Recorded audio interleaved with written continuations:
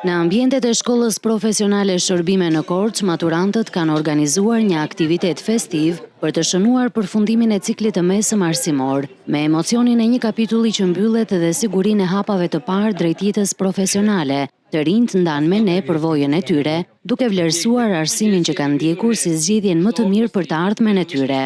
Unë kam mbaruar për hoteleri turizëm.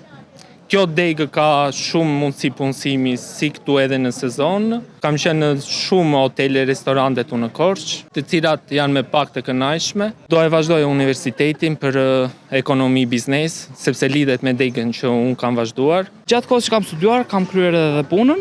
Shkolla më ka ofruar shumë mundësi për të punësuar në qytetin e Korçës, por dhe jashtë saj, duke lidhur kontrata, dhe kjo ka qenë një nga gjërat më të bukura që kam gjetur në këtë gjimnaz 4 vjeçar. Besoj se do vazhdoj në drejtimin hoteleri turizëm dhe shkollën e lartë, duke bërë 3 vjetët e bachelorit dhe 2 vjetë master për ta përfunduar këtë rrugtim që nisëm në gjimnaz. Drejtoresha e shkollës Tatiana Mero thekson se nga viti në vit porritet ndjeshëm numri nxënësve që arrin të punësohen ose vetë punësohen që gjatë viteve të shkollës. Vit pas viti edhe numri nxënësve që janë të punësuar vjen gjithmonë në rritje.